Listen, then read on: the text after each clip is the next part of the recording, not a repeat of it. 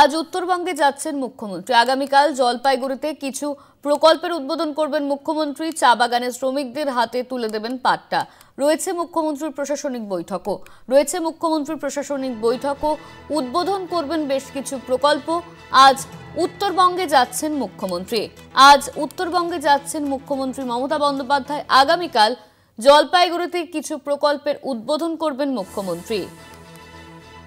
চা বাগানের শ্রমিকদের হাতে তুলে দেবেন পাট্টা। রয়েছে মুখ্যমন্ত্রীর প্রশাসনিক বৈঠকও। চা বাগানের শ্রমিকদের হাতে তুলে দেবেন পাট্টা। রয়েছে মুখ্যমন্ত্রীর প্রশাসনিক বৈঠকও। বেশ কিছু প্রকল্পের উদ্বোধন করার কথা রয়েছে মুখ্যমন্ত্রী মমতা বন্দ্যোপাধ্যায়ের। আজ উত্তরবঙ্গ সফরে যাচ্ছেন মুখ্যমন্ত্রী। আগামীকাল জলপাইগুড়িতে যাওয়ার কথা তার। জলপাইগুড়িতে বেশ কিছু প্রকল্পের উদ্বোধন করার কথা রয়েছে মুখ্যমন্ত্রী মমতা বন্দ্যোপাধ্যায়ের। অন্যদিকে চা বাগানের শ্রমিকদের হাতে তুলে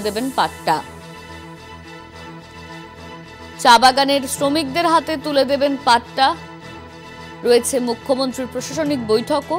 আজ উত্তরবঙ্গে যাচ্ছেন মুখ্যমন্ত্রী মমতা বন্দ্যোপাধ্যায়।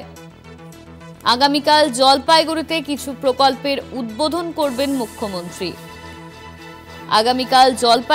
বেশ কিছু প্রকল্পের উদ্বোধন করবেন মুখ্যমন্ত্রী মমতা বন্দ্যোপাধ্যায়। চা বাগানের শ্রমিকদের হাতে তুলে দেবেন পাট্টা। প্রশাসনিক বৈঠকও রয়েছে তার।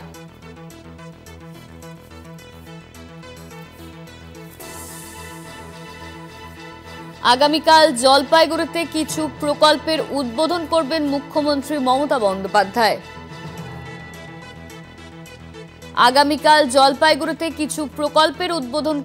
মুখ্যমন্ত্রী মমতা বন্দ্যোপাধ্যায়। চা বাগানের শ্রমিকদের হাতে তুলে দেবেন পাট্টা।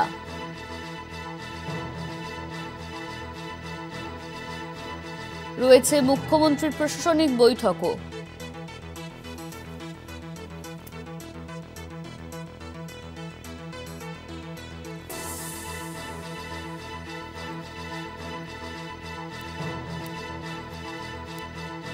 আগামীকাল জলপাইগুড়িতে কিছু প্রকল্পের উদ্বোধন করবেন মুখ্যমন্ত্রী মমতা বন্দ্যোপাধ্যায়। চা বাগানের শ্রমিকদের হাতে তুলে দেবেন পাট্টা।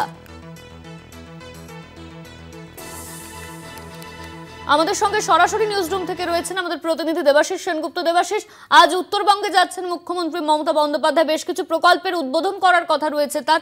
আর কি কি কর্মসূচি রয়েছে তার, কি জানা যাচ্ছে?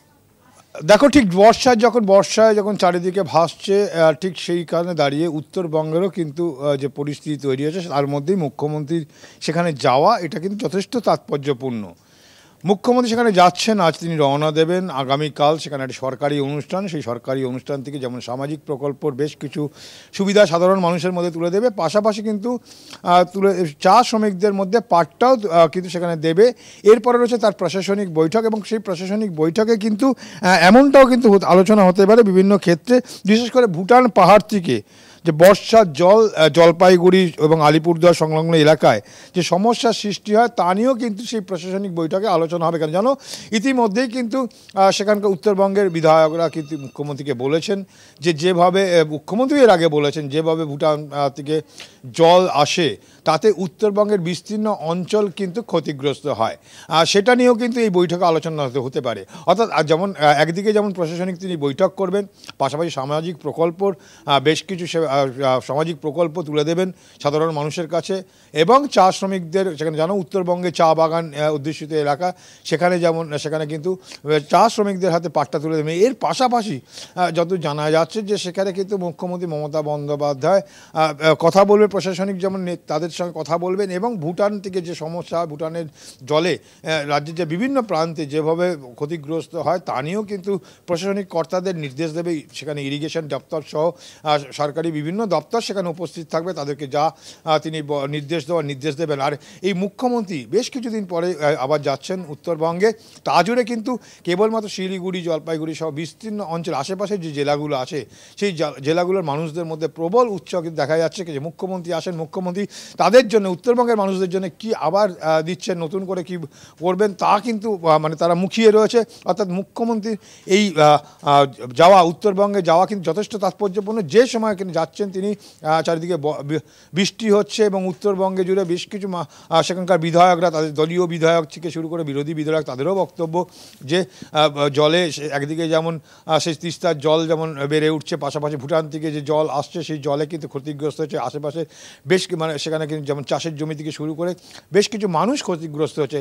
আর ঠিক সেই সময় এই মুখ্যমন্ত্রীর এই প্রশাসনিক বৈঠক যথেষ্ট তাৎপর্যপূর্ণ এবং সেখানেই কিন্তু মুখ্যমন্ত্রী নির্দেশ দিতে পারেন যে কি করতে হবে এবং কি করতে হবে না, তাও কিন্তু সেখানে দিক নির্দেশ করবেন মুখ্যমন্ত্রী।